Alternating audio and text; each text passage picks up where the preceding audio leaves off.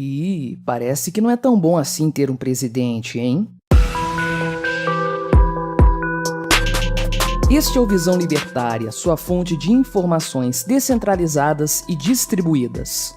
No dia 12 de setembro, o governo argentino de Alberto Fernandes, ao contrário do que apontavam as pesquisas de intenção de voto, sofreu uma grave derrota nas eleições primárias legislativas. Consequentemente, esse resultado fulminou por completo o objetivo do governo de controlar o Congresso e, de quebra, ainda demonstrou uma estratosférica rejeição ao poste de Cristina Kirchner. Para os mais atentos, esse resultado nem chega a surpreender, já que em maio deste ano, uma pesquisa apontou que 72% dos argentinos desaprovavam a gestão Fernandes. Com isso, os argentinos definiram as suas preferências para as eleições do dia 14 de novembro, quando renovarão metade da Câmara de Deputados e um terço do Senado. As eleições primárias na Argentina são uma das poucas no mundo abertas e obrigatórias a toda a população. O voto vai para quem o eleitor gostaria de ter como candidato, definindo também a preferência para as eleições gerais. Assim, o resultado atual permite ver claramente quem deve vencer no futuro. Os candidatos do governo a disputar assentos no Congresso perderam em eleições primárias em 18 dos 24 distritos do país, segundo os resultados oficiais. A derrota inclui até mesmo a província de Buenos Aires, bastião histórico do peronismo e que corresponde a 40% dos votos em nível nacional. Evidentemente, alguma coisa não fizemos bem para que as pessoas não votassem em nós como esperávamos. Escutamos o veredito com respeito e com muita atenção, disse Fernandes, aceitando a derrota. Verdadeiramente, o que impressiona é a rápida queda na aprovação do governo, pois era de se esperar que o povo argentino, dado o seu histórico de amor ao peronismo, demoraria mais a perceber o buraco em que se meteu. Mas, convenhamos, Alberto Fernandes se esforçou bastante para isso. Assim que assumiu a presidência em 10 de dezembro de 2019, Alberto prometeu medidas imediatas na economia. Então, já em dezembro de 2019, foi aprovado o projeto intitulado Lei de Solidariedade Social e Reativação Produtiva, que determinava, dentre outras coisas, aumentos de impostos, tarifas de exportação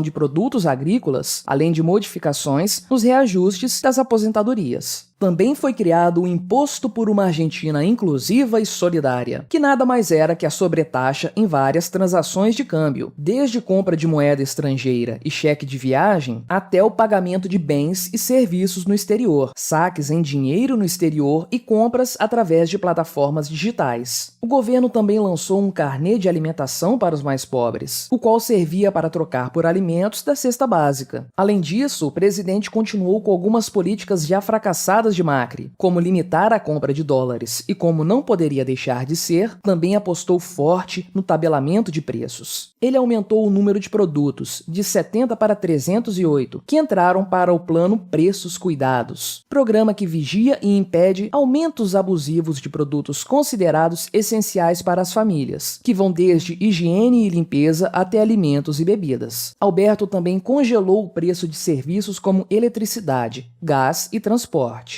Só isso já seria receita suficiente para o fracasso. Mas, como vocês sabem, o pior estava por vir. Com o início da seita de 2020, que trouxe da China aquilo que não deve ser nomeado, o governo de Alberto Fernandes implementou de forma invejável os mandamentos do cientificismo em seu país, realizando as mais severas e rígidas medidas restritivas do mundo. Para se justificar, Fernandes alegou que preferia ter mais pobres do que mortos na Argentina. Bem, que os socialistas gostam de multiplicar o número de pobres, ninguém duvida. Ironicamente, os socialistas do lado de cada fronteira foram à loucura vendo tamanha bondade do governo argentino. Palavrão. Deve ser muito bom ter um presidente. E assim, com toda essa bondade, o governo conseguiu deixar uma grande parte da população extremamente pobre. Hoje, aproximadamente 42% dos argentinos estão na mais absoluta miséria. Em 2019, quando Alberto assumiu, esse número correspondia a 35,5% da população. O país está em acelerado processo de venezuelização. Há algum tempo aqui no canal já apelidamos a Argentina de Venezuela do Sul, antes mesmo da seita de 2020 começar. A economia do país já estava em queda livre há um bom tempo e o governo atual só acelerou o processo. A inflação acumulada no país nos últimos 12 meses até julho foi de 51,8%.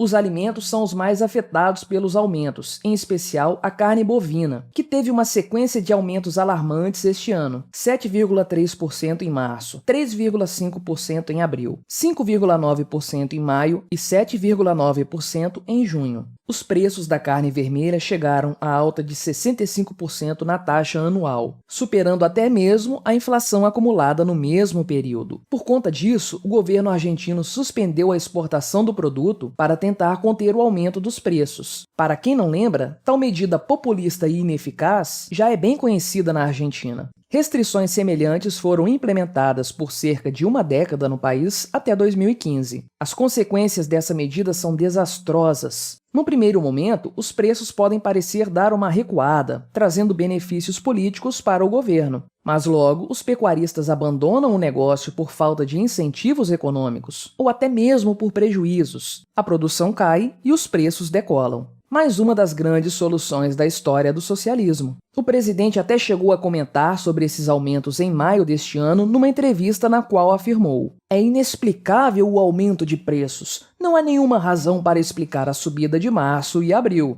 É muito inocente esse Fernandes. Fala sério. O que você esperava que iria acontecer depois de proibir as pessoas de produzir por tanto tempo, Albertinho? A verdade é que não só Alberto Fernandes, mas todos os planejadores centrais da grande seita de 2020 não levaram em consideração que a maioria das pessoas não são ricas e dependem de alguma atividade econômica para sobreviver. E se as pessoas forem impedidas de trabalhar, todos serão severamente afetados no curto e no longo prazo. Não há caneta mágica do ditador que nos salve das consequências nefastas. Bem, ao menos nosso vizinho argentino já está sentindo o baque eleitoral de suas medidas estapafúrdias. Em meio a essa clara derrota eleitoral do governo argentino, foi aberto espaço para o crescimento da direita no país. A coalizão macrista de direita, Juntos por el Cambio, teve expressiva quantidade de votos em todo o país e houve a ascensão de Javier Milei, do Avanza Libertad, que obteve 13% de votos na capital federal. Milei é considerado de ultradireita pela mídia por aí, já que considera o Estado como um inimigo e o socialismo como responsável por ter matado 150 milhões de pessoas. Bom, nesse ponto ele está certo, mas não se engane, ele é apenas mais um político.